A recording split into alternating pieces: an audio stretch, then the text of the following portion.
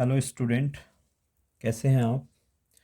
आज हम बात करते हैं एक्सरसाइज 8 पॉइंट के क्वेश्चन नंबर 6 के बारे में हम बात करने वाले हैं। चलो देखते हैं इसको। If angle A and B are acute angle. Acute का मतलब ऐसे एंगल जिनकी वैल्यू 90 डिग्री से लेस होती है, उनको एक्यूट एंगल बोला जाता है।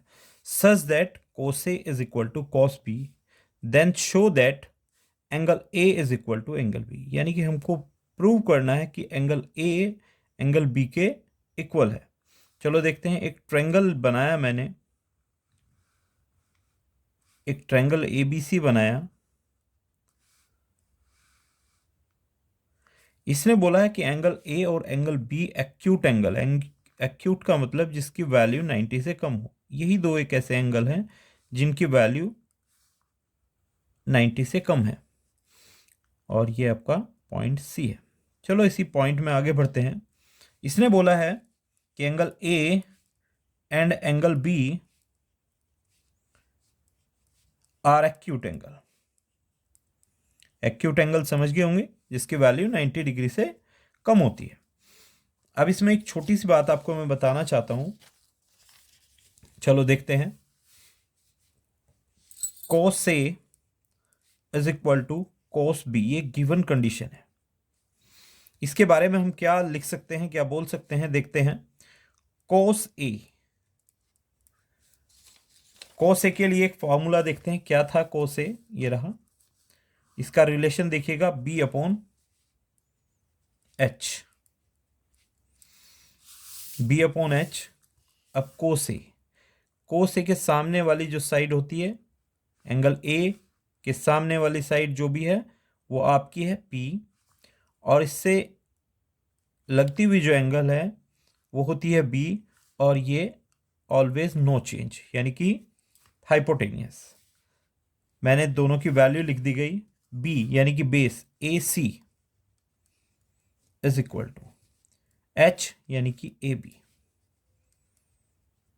मैंने कोस ए की वैल्यू निकाल ली है। चलो कोस बी के बारे में देखते हैं। कोस बी क्या बोलता है।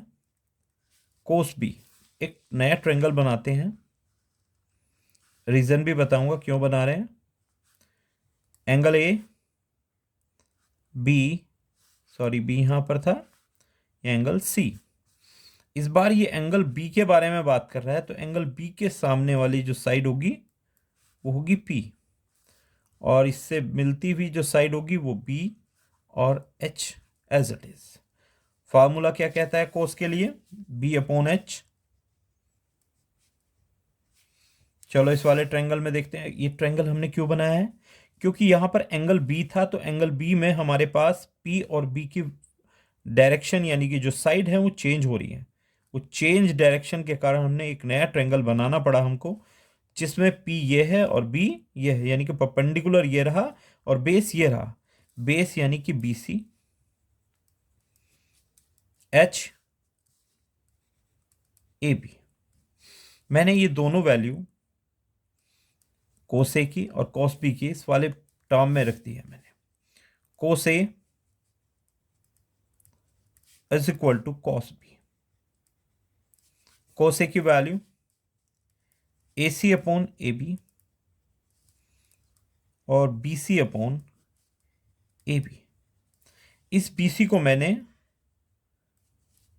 दूसरी साइड लेके गया, इक्वल टू के दूसरी साइड, तो डिवाइड वाला टर्म दूसरी साइड जाता है मल्टीप्लाई में। ये टर्म मल्टीप्लाई में है, ये डिवाइड में है, cancel out. A C is equal to B C. अब ये यानी कि ए सी, इसी इसमें देख लेते हैं। ए सी कौन सी साइड है, ए सी वाली ये साइड है, इसकी बात कर रहा है। और दूसरे वाली कौन सी है, बी सी, यानी कि ये वाली साइड।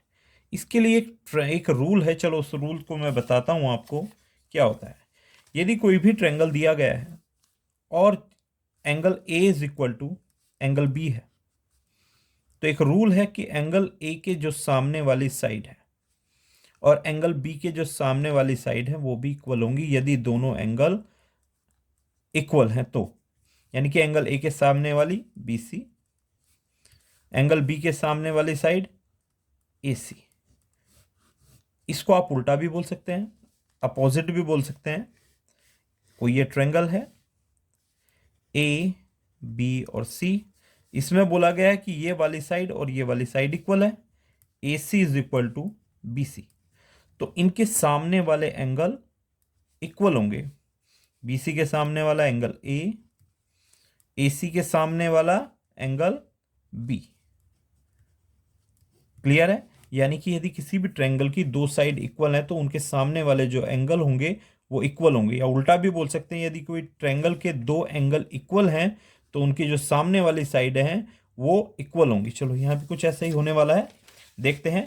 एंगल ए सी, ये रहा आपका ए सी लाइन, इसके बिल्कुल सामने कौन से वाला है, यानी कि एंगल बी। बी सी कहाँ है, ये रही साइड। बी सी के सामने कौन है, एंगल ए। यही तो बोल रहा है वो कि प्रूव कीजिएगा angle A is equal to angle B. ये देखिएगा, show that angle A is equal to angle B. Clear है बच्चों?